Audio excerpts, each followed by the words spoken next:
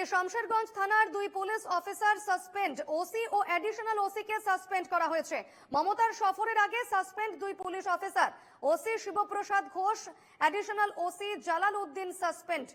আরো একবার জানিয়ে রাখি, শামশেরগঞ্জ থানার দুই পুলিশ অফিসারকে সাসপেন্ড করা হয়েছে, ওসি ও অ্যাডিশনাল ওসি কে সাসপেন্ড করা হয়েছে। মমতার সফরের আগেই সাসপেন্ড করা হয়েছে দুই police officer, OC Shibaprasad Ghosh এবং অ্যাডিশনাল ওসি জালাল উদ্দিনকে সাসপেন্ড করা হয়েছে। ওসি শিবপ্রসাদ ঘোষ এবং অ্যাডিশনাল ওসি জালাল উদ্দিন, তাদের দুজনকে সাসপেন্ড করা হয়েছে শামশেরগঞ্জ থানার দুই পুলিশ আধিকারিকেরা, এবং ইতিমধ্যেই তাদের সাসপেন্ড করা হয়েছে।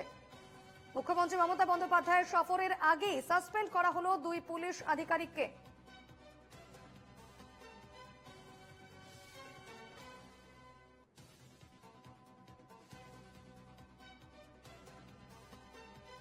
শামশেরগঞ্জ থানার দুই পুলিশ অফিসার, তাদের দুজনকে সাসপেন্ড করা হয়েছে। ওসি শিবপ্রসাদ ঘোষ এবং অ্যাডিশনাল ওসি জালাল উদ্দিনকে সাসপেন্ড করা হয়েছে, এবং মমতা বন্দ্যোপাধ্যায়ের সফরের ঠিক আগেই সাসপেন্ড করা হয়েছে দুই পুলিশ অফিসারকে। শামশেরগঞ্জে যেভাবে অশান্তি সৃষ্টি হয়েছিল তার জেরে সম্ভবত এই সাসপেনশন, এবং দুই পুলিশ আধিকারিককে ইতিমধ্যে সাসপেন্ড করা হয়েছে। তাদের নাম ওসি শিবপ্রসাদ ঘোষ এবং অ্যাডিশনাল ওসি জালাল উদ্দিন।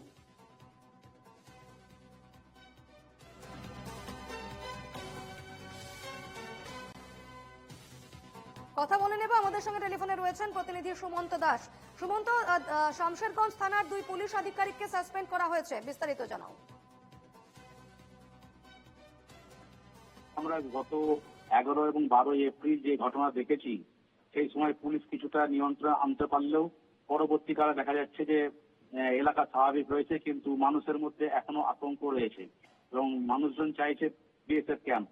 যেহেতু একটা বড়সড় ঘটনা ঘটে গেছিল শামশেরগঞ্জ এবং সুতি এলাকায়, সেই বিষয় কারণের জন্য হয়তো সুতির শামশেরগঞ্জের ওসি এবং মেজবাবুকে সাসপেন্ড করলো জেলা পুলিশ। সুমন্ত, মমতা বন্দ্যোপাধ্যায়ের সফরের ঠিক আগেই দুই পুলিশ আধিকারিককে সাসপেন্ড করা হয়েছে। একেবারে ঠিক তাই, যে মমতা বন্দ্যোপাধ্যায় আসার দু একদিন আগেই কিন্তু এই ঘটনা ঘটলো। তা নিয়ে একটা আলোড়ন সৃষ্টি হয়েছে শামশেরগঞ্জ সহ জঙ্গিপুর পুলিশ জেলা এলাকায়। বেশ, এই খবরে নজর রেখো। ধন্যবাদ সুমন্ত।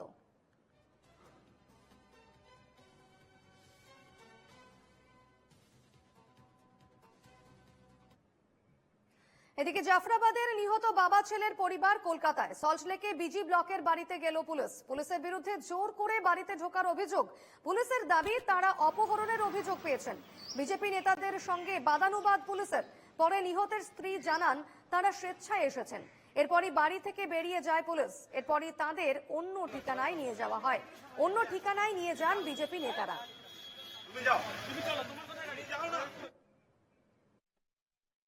চন্দন দাস এবং হরগোবিন্দ দাস এবং তাদের পরিবারের লোকজন, তারা পুলিশি তদন্তে উপর আস্থাহীন, তাই তারা কলকাতা শহরে এসছিলেন হাইকোর্টে যাবেন বলে।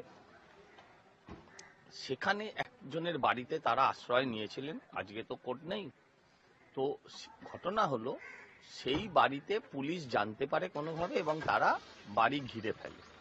সেই বাড়িতে যিনি বাসিন্দা, তিনি তাদের মধ্যে একজন ক্যান্সার রোগী, মানে যার তত্ত্বাবধানে উনি ছিলেন, তিনি নিজে ক্যান্সার আক্রান্ত। তার বাড়ির দরজা ভেঙে পুলিশ ভেতরে ঢুকে পড়ে। ততক্ষণে স্থানীয় মানুষ পৌঁছান, শুভেন্দুবাবুর কাছে খবর যায় এবং তিনি আমাদেরকে বলেন যে ব্যাপারটা এক্ষুনি দেখো। আমরাও পৌঁছাই, দেখি বাড়ির ভেতরে তছনছ অবস্থা। পুলিশ সেখান থেকে তাদেরকে বার করে নেবে।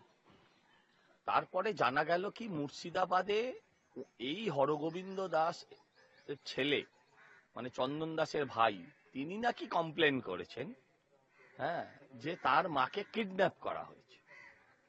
তার মাকে কিডন্যাপ করে নিয়ে যাওয়া হয়েছে বলে কমপ্লেন করেছেন। তখন আমরা পুলিশকে বলি যে তোমরা মায়ের কাছে জিজ্ঞাসা করে নাও। মা বলেন আমি স্বেচ্ছায় এসেছি, আমাকে কেউ কিডন্যাপ তো করা দূরের কথা, আর আমার ছেলেও কমপ্লেন করতে পারে না, যদি করে থাকে তাকে করানো হয়েছে।